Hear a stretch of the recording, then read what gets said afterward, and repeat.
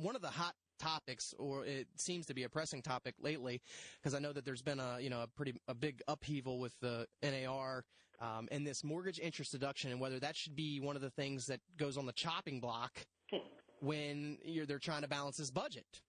And I don't know, my initial reaction, Lewis, is that I'm thinking, okay, well, if they're talking about a potential of a shadow inventory of could be anywhere up to 5-6 million different homes, and then you're talking about getting rid of a mortgage interest deduction. Now, that should not be the primary purpose for why you buy a home anyway. However, it's one of the benefits of owning a home. Wouldn't you agree? No, I would. I would think that on paper, it makes all the sense in the world. But in actuality, it would be a very dumb thing to do because, remember I mentioned earlier that politicians, first of all, have to go back and answer to whoever their constituency is. Yep. We mentioned earlier that at one point, 71% of people own their own home, even if that's at 60%, that's 60% of the population that they have to answer to.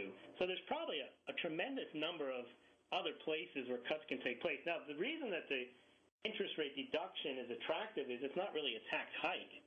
You're just taking away the tax deduction. Yeah. And the only thing that would ever make that palatable is if the economy wasn't so dependent upon real estate. Right. It is, and that would just destroy it. Or the number of renters became a political force, meaning that the home ownership rates dipped into the 40, upper 30 percentile. Then you could see a populist backlash and saying, why are these people getting a tax break? Where's my tax break for being a renter?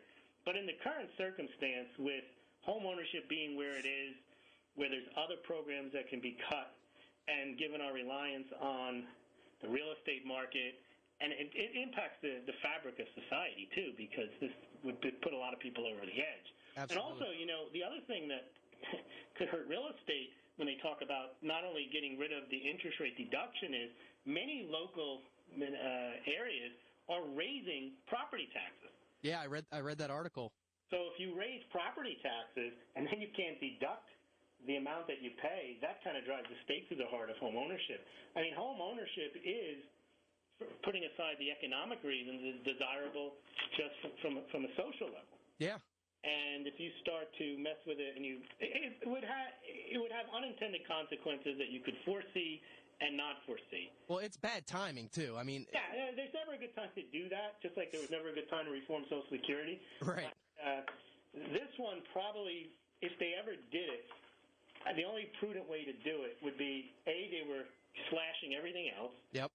And B, this got kind of timed in on a very slow timetable. Yeah, I totally agree. And I've been saying this for a long time. When it comes to handling the budget, I mean, you have to be willing to raise taxes and you have to be willing to cut spending. Both of those have to happen. Because like you said, there's two sides of the aisle when this comes into a political debate, and you can't just have one way getting their way and not the other. So you can do it by slashing spending.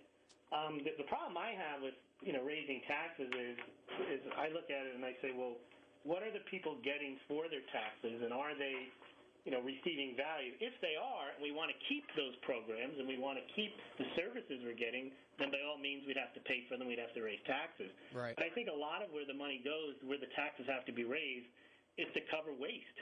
Yep. And I think that's where we need to start, is at the waste. There's really not any waste involved in giving people an interest rate deduction. No. It's actually encouraging people to engage in, prudent ownership of a home. Yeah. And management of their finances. Yeah, like I said, I think that this is just one of the things that they just threw out there because they're trying to come up with some different creative things. But it's a big number. That's why they came out with it. If you take that, if 60% of people own homes and they're just not putting that down as income, immediately you solve a big chunk of the deficit. Yeah, I agree there. You can use that rationale. We would call it the nuclear option. You can eliminate a country as an enemy by nuking them, but that's really not going to do you. There's unintended consequences for doing that. Yeah, and then not to mention the fact that a majority of this deficit is going to be through Social Security, Medicare, and Medicaid. Well, that's the unfunded liabilities, but then the rest of it has to do with the general spending that probably none of us are aware of, and I don't think, if we were given an itemized bill for our taxes, we'd recognize any of the spending. Yeah, I'm sure we wouldn't. I mean, I'm sure those ledgers are pretty complicated to decipher. Yeah, I mean, that's really where the hard work needs to be done. The problem with getting that done is every congressman, every senator has there's stuff in there, and every, constituent wants that to remain in. Yep. It's almost like no one wants, when you trade the baseball cards, no one wants to drop their cards first.